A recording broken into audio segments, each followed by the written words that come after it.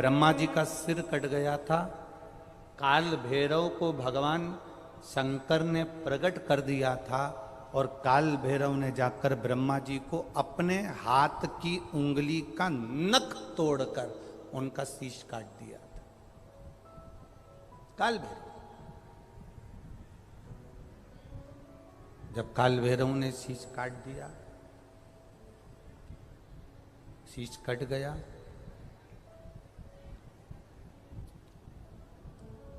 भैरव काल भैरव का आदर, सम्मान, सत्कार सभी देवताओं ने किया।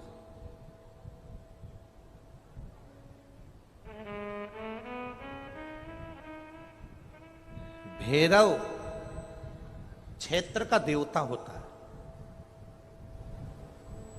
भैरव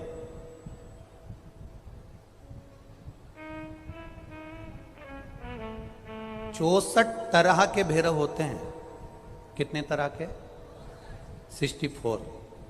64 तरह के भैरव होते हैं और 64 तरह के भैरव, जितने भैरव होते हैं उतनी भैरवी होती है, क्योंकि शिव के साथ शक्ति जरूरी है, भैरव के साथ भैरवी जरूरी है, क्योंकि भैरव शंकर भगवान का एक अंश रूप है, क्योंकि शिव ने उसको प्रकट करा।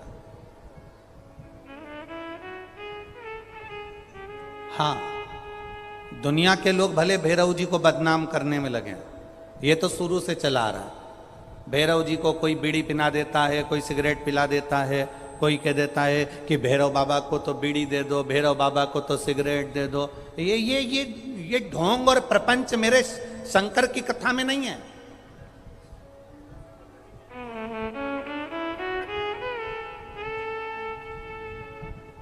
शिव का एक अंश है भैरव। काल भैरव जो प्रकट हुआ वो शंकर भगवान का एक अंश है।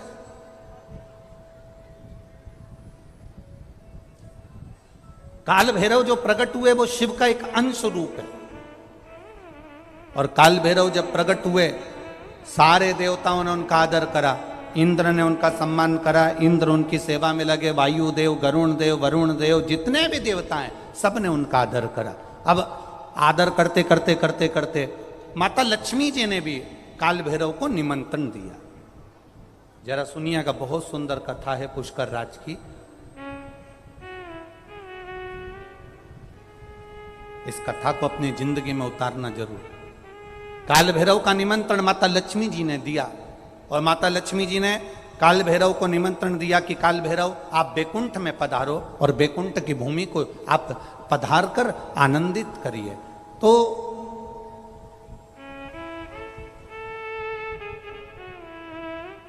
काल भैरव का काम क्या है? काल भैरव का कार्य क्या है?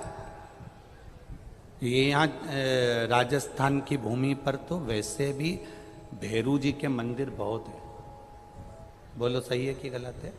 और पूरी दुनिया में जितनी भी, पूरी भारत की भूमि पर दुनिया के लोग कहीं पर भी लें, कहीं पर भी रहें, पर भैरू पूजने के लिए हमारे राजस्थान में आते जरूर हैं। भले वो कभी भी आए, पर राजस्थान में आकर भैरू पूज कर जाते ही हैं।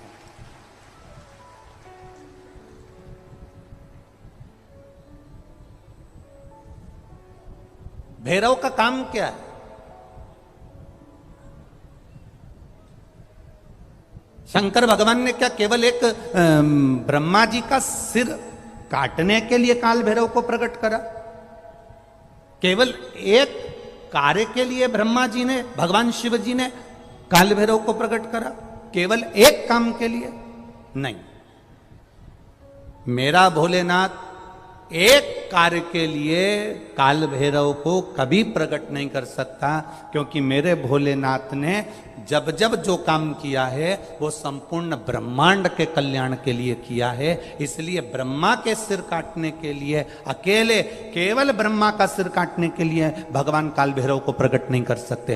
तब काल भैरव के प्रकट होने का कारण क्या है? भैरव के प्रकट होने का कारण क्या है? भैरू जी के प्रकट होने का कारण क्या है? भैरव प्रकट क्यों हुए हैं? तो शंकर भगवान जब काल भैरव जब नारायण के यहाँ बैकुंठ में गए और भगवान बैकुंठ में जब पहुंचे तो लक्ष्मी जी ने भगवान नारायण से पूछा, प्रभु मेरे मन के संशय को मिटाइए, ये भैरव प्रकट क्यों हुए हैं? केवल ब्रह्मा का सिर काटने के लिए?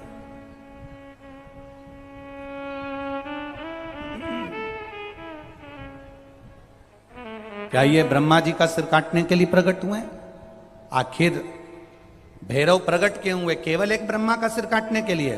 भगवान विष्णु ने कहा नहीं, केवल ब्रह्मा का सिर काटने के लिए काल भैरव नहीं प्रकटे।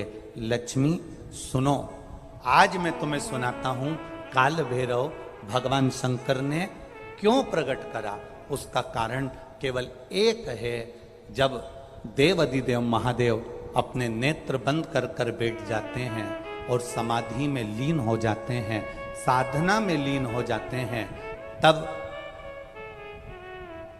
काल भैरव का दायित्व बढ़ जाता है। भैरव का दायित्व बढ़ जाता है। और भैरव का क्या दायित्व बढ़ता है? तो सुनो लक्ष्मी, भैरव का दायित्व यह बढ़ जाता है कि जो शंकर के शिवालय में पहुंचता है, जो शंकर के शिवालय में पांव रखता है, जो शंकर के शिवालय में अंदर पहुंचकर शिवालय में अपना चरण रखते रखते रखते रखते देहली से जब अंदर जाता है और शिवालय में शंकर भगवान के शिवलिंग की आराधना करता है, जल चढ़ाता है, शमी पत्र चढ़ाता है, बेल पत्र चढ़ाता है, कमल पुष्प चढ़ाता है, भगवान की श्रृंगार कर कर चंदन अबीर गंध से जो पूजन करता है भगवान की, जब वो अंदर प्रवेश करता है तो भैरव का दायित्व ये हो जाता है कि उसके दुख को भैरव उसी समय पर भक्षण कर लेता है और उसको सुख देकर भेज देता है। ये भैरव का